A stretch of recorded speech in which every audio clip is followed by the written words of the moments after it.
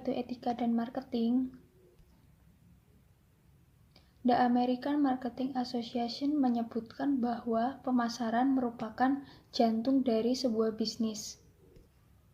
Atau dalam kata lain, pemasaran merupakan seperangkat proses untuk menghasilkan, mengkomunikasikan, dan mengantarkan nilai kepada pelanggan dan untuk mengelola hubungan pelanggan sedemikian rupa sehingga memberikan keuntungan bagi organisasi ataupun pemegang kepentingan dalam perusahaan. Pemasaran melibatkan seluruh aspek, mulai dari menghasilkan suatu produk barang atau jasa, sampai dengan mendistribusikan produk barang atau jasa tersebut di pasar, di mana tempat pelanggan dapat membeli produk tersebut. Dengan demikian, etika pemasaran memeriksa tanggung jawab yang berkaitan dengan membawa sebuah produk ke pasar, mempromosikan produk kepada pembeli, dan mempertukarkannya kepada pembeli.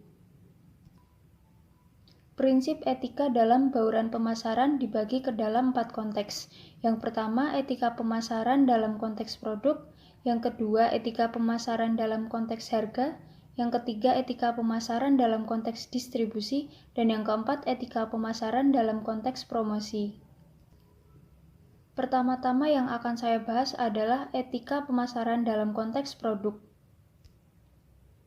Poin pertama adalah produk yang dipasarkan harus produk yang berguna atau sedang dibutuhkan oleh masyarakat. Artinya, sebelum produk dipasarkan, alangkah baiknya seorang pemasar melakukan penelitian atau survei terlebih dahulu terkait apa yang sedang dibutuhkan masyarakat pada saat itu.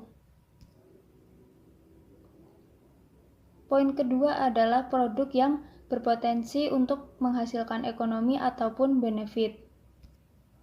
Tentunya tujuan awal perusahaan didirikan adalah untuk mendapatkan keuntungan ataupun laba.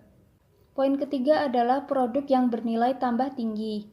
Maksudnya adalah produk yang dipasarkan harus layak untuk dikonsumsi atau setidaknya mempunyai nilai tambah yang tinggi bagi internal perusahaan ataupun eksternal perusahaan.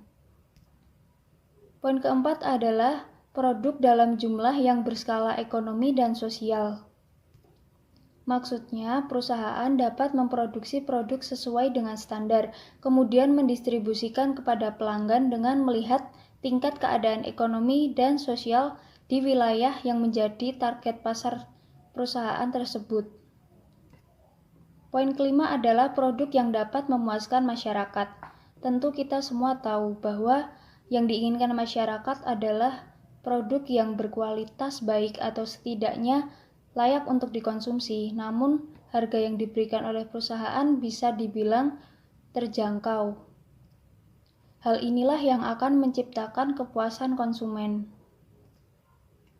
Yang kedua adalah etika pemasaran dalam konteks harga.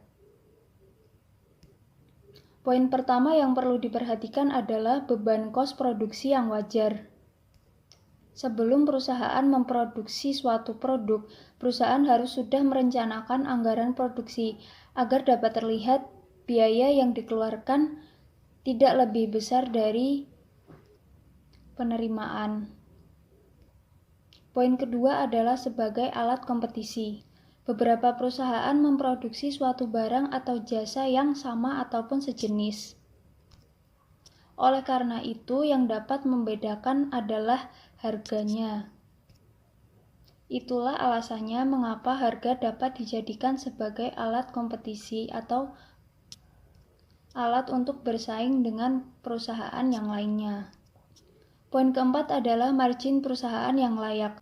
Yang dimaksud margin perusahaan yang layak adalah jaminan wajib jual beli barang dalam suatu perusahaan agar resiko yang ditimbulkan tidak besar. Poin kelima adalah sebagai alat daya tarik konsumen. Apabila harga suatu produk terbilang terjangkau ataupun ekonomis, namun kualitas yang diberikan oleh produk tersebut tidaklah buruk ataupun dengan tetap kualitas baik, maka hal ini dapat menjadi salah satu alat daya tarik konsumen, sehingga konsumen dapat terus membeli produk tersebut dan akan menjadi loyal terhadap produk. Ketiga, etika dalam konteks distribusi. Poin pertama, kecepatan dan ketepatan waktu. Distribusi suatu produk harus dilakukan dengan cepat dan tepat waktu agar konsumen percaya kepada perusahaan tersebut, serta barang yang dihasilkan menjadi lebih efisien. Poin kedua, keamanan dan keutuhan barang. Keamanan dan keutuhan suatu barang sangatlah penting untuk dijadikan sebagai alat pertimbangan distribusi produk. Poin ketiga, konsumen akan mendapatkan pelayanan yang tepat dan cepat. Apabila konsumen mendapatkan pelayanan yang cepat dan tepat, maka konsumen tersebut akan merasa puas terhadap produk yang dihasilkan perusahaan itu, sehingga akan menimbulkan sebuah loyalitas terhadap perusahaan. 4. Etika pemasaran dalam konteks promosi. Poin pertama, sarana memperkenalkan barang. Iklan adalah salah satu sarana yang dapat digunakan sebagai wujud perkenalan suatu produk, barang, atau jasa. Iklan sangatlah penting dalam kegiatan promosi, karena dengan iklan, adanya suatu produk dapat tersosialisasi kepada masyarakat secara luas. Poin kedua, informasi kegunaan dan kualifikasi barang. Dalam kegiatan promosi, perusahaan harus memberikan informasi yang akurat mengenai kegunaan dan kualifikasi barang atau jasa kepada konsumen, agar konsumen paham betul dengan kegunaan produk tersebut. Poin ketiga, sarana daya tarik barang terhadap konsumen. Poin keempat, promo yang menarik akan membuat konsumen tertarik untuk membelinya. Oleh karena itu, promosi harus benar-benar dilakukan agar konsumen percaya. Poin yang kelima, informasi fakta yang ditopang kejujuran. Informasi mengenai suatu barang atau jasa harus sesuai dengan fakta yang ada, tidak boleh dilebih-lebihkan, karena itu akan membuat konsumen kecewa apabila barang dan jasa tersebut tidak sesuai dengan fakta. Isu etis dalam pemasaran mengenai sebuah kerangka kerja. Kerangka kerja ini akan menyediakan pemahaman yang mendalam untuk membantu para pengambil keputusan agar sampai pada sebuah keputusan yang etis, tetapi tidak akan mengarah kepada keputusan yang benar, karena ini bukanlah kerangka kerja yang normatif. Dengan kata lain, hal ini tidak akan menentukan jawaban yang benar, tetapi akan mengidentifikasi hak-hak, tanggung jawab, tugas dan kewajiban, sebab dan akibat. Setelah parameter ini ditetapkan, para pengambil keputusan akan menggunakan kerangka kerja untuk menganalisis skenario secara efektif dan sampai pada keputusan yang paling baik, merefleksikan orang-orang dan struktur nilai profesionalnya. Pertukaran pasar merupakan prima facie yang sah secara etis karena penghormatan ajaran Kant atas otonomi, manfaat timbal balik utilitarianisme. Penilaian etis ini memiliki syarat yang harus dipenuhi karena diperlukan persetujuan yang diinformasikan. Mungkin saja manfaat tidak dihasilkan. Nilai-nilai lain dapat bertentangan. Apakah persetujuan itu bersifat sukarela? Bagaimana sistem operasi Windows? Bagaimana kekhawatiran dan stres dalam beberapa kondisi pembelian? Bagaimana pengaturan harga atau price taxing, monopoli, eksploitasi harga, dan lain-lain? Konsumen yang rentan dan yang ditargetkan. Apakah yang diinformasikan? Kekurangan informasi, penipuan, informasi yang rumit. Apakah orang-orang benar-benar diuntungkan? Mengenai pembelian tanpa pikir panjang atau affluenza.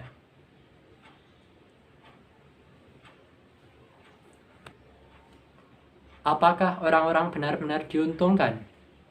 Mengenai pembelian tanpa pikir panjang, afluenza, dan konsumerisme, kecelakaan, produk yang tidak aman, keinginan yang dibuat secara paksa, nilai-nilai yang bersaing, meliputi keadilan, misalnya percepatan proses hipotek, kegagalan pasar, atau eksternalitas.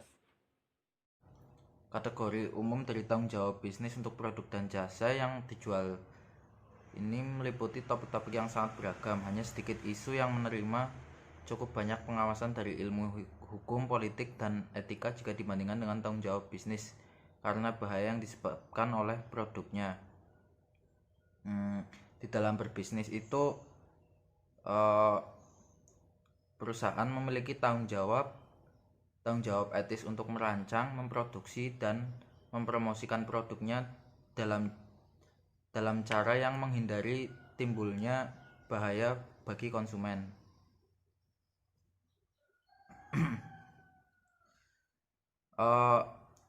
Jadi fokus dari poin ini itu mengenai tanggung jawab bisnis atas keamanan produk. Jadi siapa yang bertanggung jawab atas produk tersebut atau karena kerusakan yang disebabkan oleh produk yang tidak aman. Terus yang kedua, standar kontraktual untuk keamanan produk.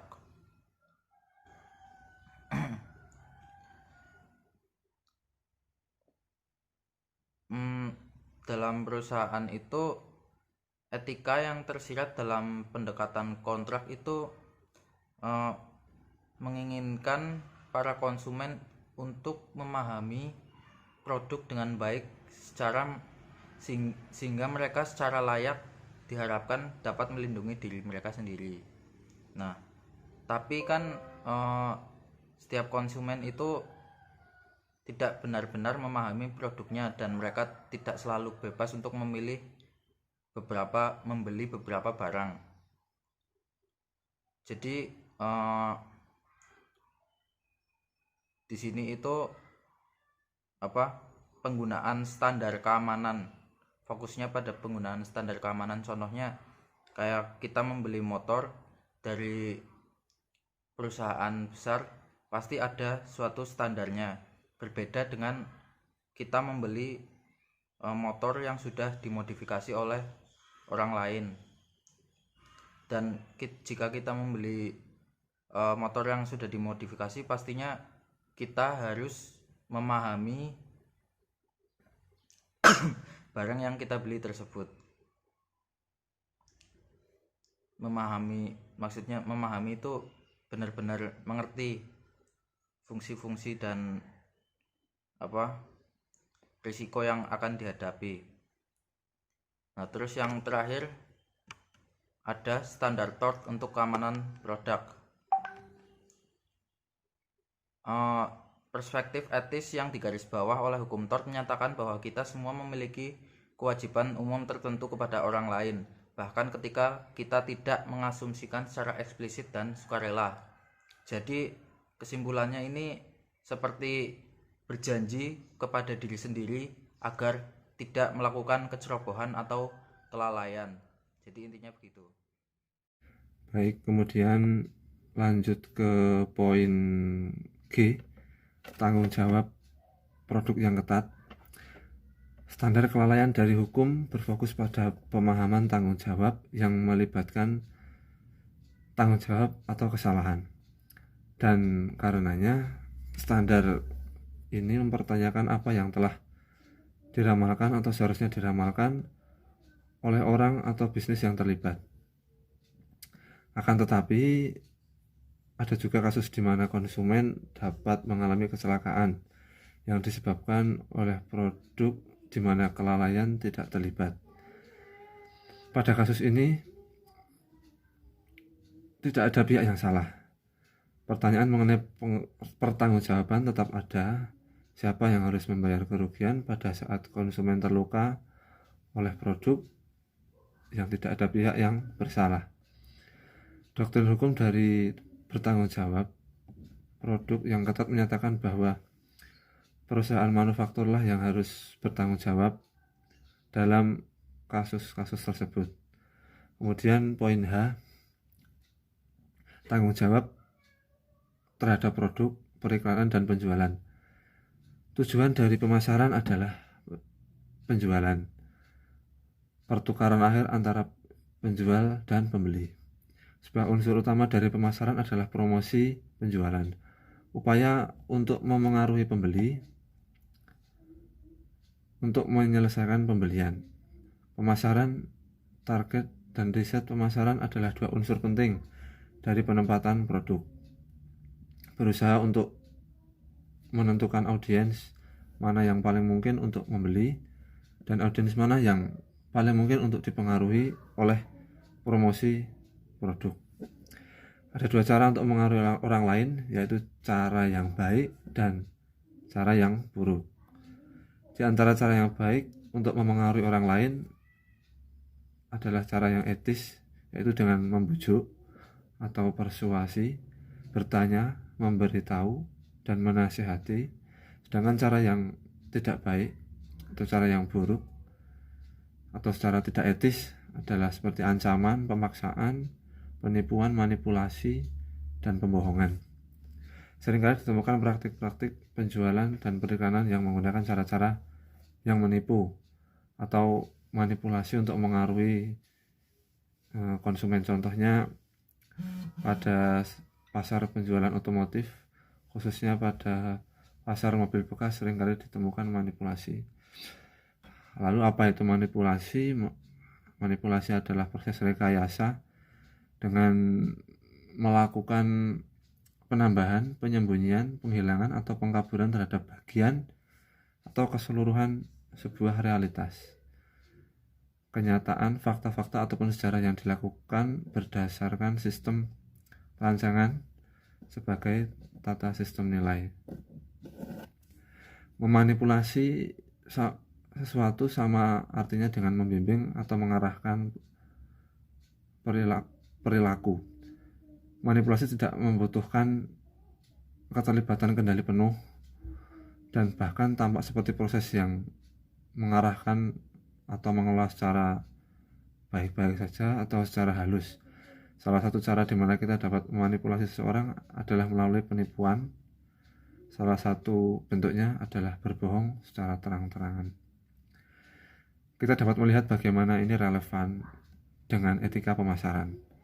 Kritik menyalahkan bahwa banyak praktik pemasaran memanipulasi konsumennya. Jelaslah banyak iklan menipu dan beberapa di antaranya benar-benar berbohong.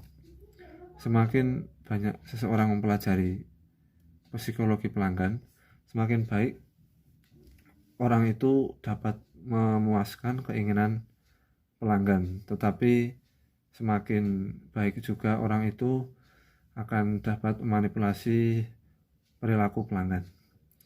Saya kira cukup sekian dari kami. Terima kasih atas perhatiannya. Assalamualaikum warahmatullahi wabarakatuh.